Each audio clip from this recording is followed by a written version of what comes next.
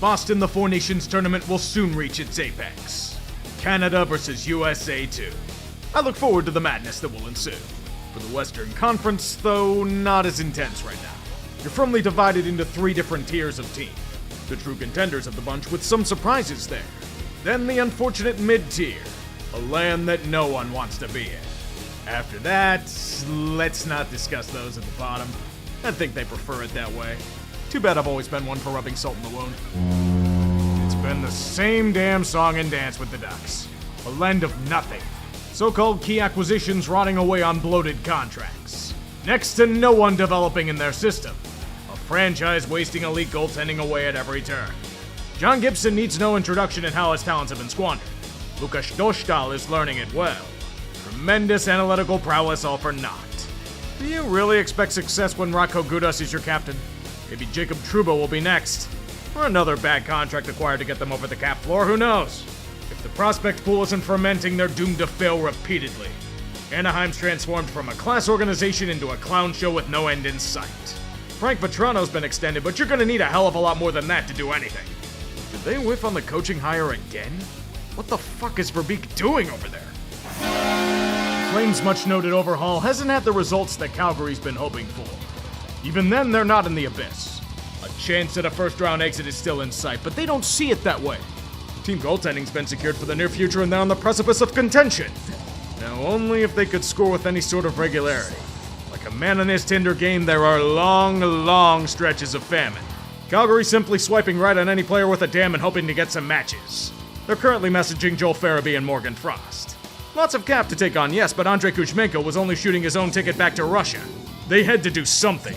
Dustin Wolf's pretty good, but unless you can put the puck in the opposing net, elimination's the only reward. Hell, even if Wolf were the second coming of Hasek, they'd be in trouble. Things are pretty dire in Blackhawk land. Connor Bedard is only one man. Chicago successfully surrounded him with next to nothing of note. Bertuzzi, Taylor Hall, and Teravainen haven't had the impact with Bedard as expected. It's like Trevor Lawrence rotting away in Jacksonville. Luke Richardson had long been rotten by the time they threw him out. The Blackhawks, to no one's surprise, are useless in nearly every category. The most productive player besides Bedard is Ryan Donato. But no, they need to force-feed Connor an ice-cold Philip Kurashev. But as cold as team defense has been in this mess, the team itself might be even colder. So you trade away Taylor Hall, take on the majority of the Rantanen contract, yet only come out of it with your original third-round pick? Kyle Davidson's not cut out for this GM thing, is he? It's been a year for Colorado, hasn't it? McKinnon and Makar alone couldn't mask the troubles mile high.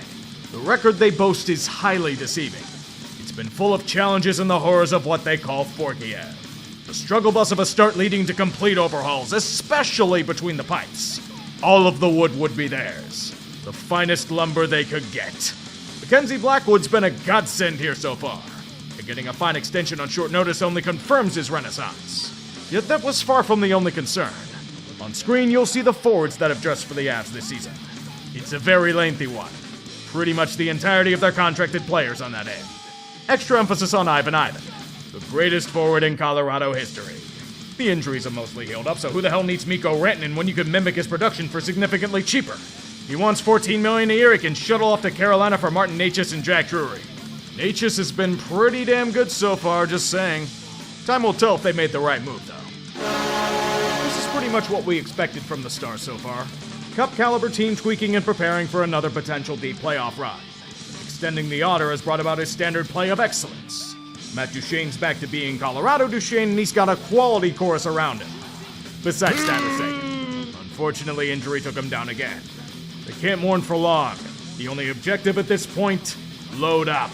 Mikkel Grenland and Cody Ceci are their first buys, because Matt Dumba's been a black hole as we all expected. Although I don't know if Ceci's much better in that regard. I'm overthinking it. They have a shitload of talent on their roster, and as long as everyone stays healthy, they should be fine. So about that. If I were Mark Stone, I'd hire a security entourage around Dallas. It might not have been his fault, sure, but Stars fans don't care. He took out Heiskanen. He must die. Coming up just short is an agony all itself. In Edmonton's case, you have to worry if it was their only true shot. Vegas isn't going away anytime soon. You see the rivals coming out of the Central? Connor and Leon are as dominant as ever, but it means nothing if they can't overcome them. Or if Connor Garland simply exists. The concerns have been the usual fare. Strong high-end talent, depth being hit or miss, defense showing warts, and goaltending is... It's not to the level it was during last year's Cup run. Not Jack Campbell bad, but mid-tier. Improvements can be made. The additions in the offseason haven't had the greatest impact, but the deadline will be a chance to avenge them. They just wish Holloway and Broberg didn't wait until going to St. Louis to emerge as NHL caliber pieces, but what can you do? Besides, pray that Stan Bowman doesn't fuck it up. So far, their offseason tweaking seems to have worked out.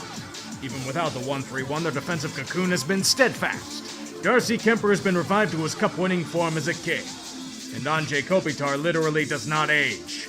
Him, Kempe, and Fiala lead a relatively solid forward core. Just ignore their January skid and you'll see a decent playoff contender. Yet they need more. Without anemic their power play and Philip Deneau have been, it's critical that they're fixed before playoff time. The good news for LA is that reinforcements are on the way. Drew Doughty's back from his long rehab from ankle surgery. Early returns aren't strong, but we can chalk that up to rust. Besides, he'll get back up to speed in the Four Nations tournament. Kings will be fine. But as for playoff ambitions, that's a different beast. This be the year they finally break through. We've been saying this for about 20 years at this point, yet the question lingers on in Minnesota. That white-hot start of theirs has tapered off a bit in recent months. No longer competing for the top of the division, but trying to stay out of a wildcard spot. The Central's been pretty brutal in that regard. They still boast strong defense and goaltending, but their scoring touch is mid-pack. Doesn't get much easier there. Now they face their biggest test of the season. Life without Kirill Kaprizov. Out for a month while Ryan Hartman thinks it's a great idea to unleash his inner goon on the world. Flowers' farewell tour needs all hands on deck. And this isn't the way to go about it. There's only one thing I don't get. How is their penalty kill that awful?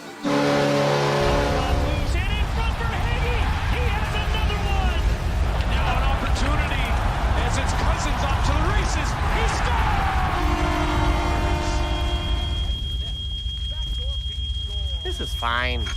I'm okay with the events that are unfolding currently. That's okay. Things are gonna be okay.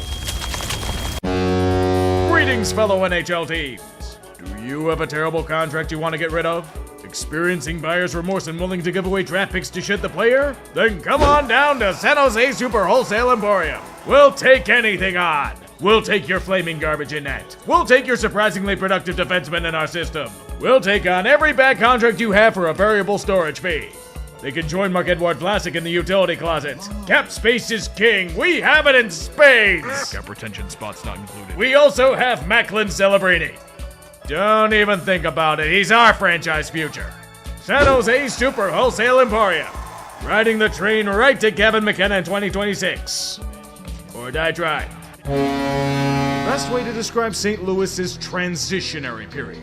Spending effort to bring a spark to the organization, yet still has a long way to go before they're relevant again. The youth movement is well underway in the forward core. Dylan Holloway's been pretty damn good, hasn't he? He's pushed Brendan Saad out of a job, and that means he's taking a Greyhound bus out of town. But this team just doesn't need a quick facelift. It needs an enema. Goals are pretty hard to come by in this time frame. There are a lot of parts that are either aging out or are a poor fit. And with those defensive contracts, it'll be hard to overhaul there. That penalty kill leaves a good bit to be desired as well.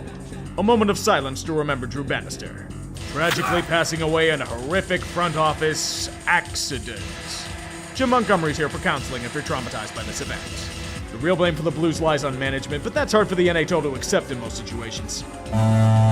Vegas, this team is not. A friendly reminder that the sudden surge to relevance is an extreme outlier. Case in point, the Kraken. They had one blip on the radar and it's been back to the doldrums ever since. Decent October and November, but since then, pre-fucking fall. Destroyed like Jordan Eberle and Yanni Gourde's health. Kind of hard to win when you have a bunch of middle six guys that have taken a step back. Andre Burakovsky in particular. It might get worse once Jared McCann shipped off, but that doesn't deal with patient zero in their demise. Philip Grubauer, their bane. Ronnie Franchise's ultimate folly. He's a complete liability in net right now. Thus flung into the Pacific via Trebuchet. You just hate to see it. Joey DeCourt's still pretty good at least. We're gonna run that guy into the ground since there's no one else that can make a damn save on the team. Asking on behalf of them, can Shane Wright play goalie too? Seems like the inability to consistently win has also followed them from Arizona. Utah's a decent team, but nothing that makes the rest of the West shake in their boots. They're in the dreaded mid-tier. Good enough to get out of the basement. Not good enough to be a true contender. Young skill's nice, especially when extended like Dylan Genther, but every other thing goes against them. Just like Genther, he's out indefinitely. And then add a Logan Cooley injury to go along with it. Lawson Krause's and Matthias Michelli's talents have seemingly disappeared. Like the desire to name the team Yeti, it was shot down before it had a chance. They're back to square one on that front. Fortunately, not square one in terms of team building. Perhaps like their new name vote, Utah will finally be able to settle into some form of consistency. These owners seem to at least care about the damn team. Over Vancouver, storm clouds move in from the sea. A deadly situation is unfolding with the Canucks. Two stars can no longer coexist in this timeline. Elias Pettersson and JT Miller. One or both must go. A bottom six no longer performing over their heads can't mask the tension you can cut with a knife. Accusations of laziness and dereliction of duty thrown at both of them by the media and coaches. If you were to ask JR, he'll merely confirm it. Because if there's a fire going, throw an entire canister of gasoline on it while burning yourself alive. Their hand's been forced. JT Miller's abrasive personality's headed back to New York. Elias's future is uncertain at this time. But the Canucks' short-term future involves more buying. Their quota of Petterssons must be added to with a freshly extended Marcus. Filipino and Drew O'Connor, too. Now, if that could solve Thatcher Demko returning to old form, that'd be great. From the outside looking in, a team stuck in limbo with no clear path forward. And Quinn Hughes wants nothing to do with the rebuild if they go that route. Their current farm's the equivalent of a dust bowl. JR and Alvin will probably go mad. Have fun with that up there, boys. Standard Vegas things here. Strong regular season team loading up for another playoff push. The fans were worried about losing Marchessault, though. Pavel Dorofeyev has more than picked up his mantle. He's sniping at top shelf. Tomas Hertl's adapted properly, and Jack Eichel is, well, Jack Eichel. Like Edmonton, Dallas, and Colorado before them, their primary objective is in April. They have the depth to get it done. The Golden Knights are very good at being proactive in weakness and replacing injured pieces like Wild Bill. Will Lady Luck be on their side? Or will it have to rely on the Russian roulette wheel of Ilya Samsonov? Goaltending adequacy aside, the NHL doesn't like Alex Pietrangelo right now.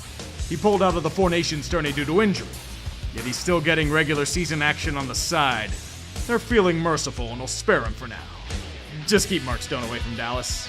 Don't ask questions, just do it. But of all the teams experiencing a massive boom, Winnipeg's probably the most surprising. Not that I thought they were bad per se, but they always struck me as being caught in the dreaded mid-tier, especially after recent playoff failures.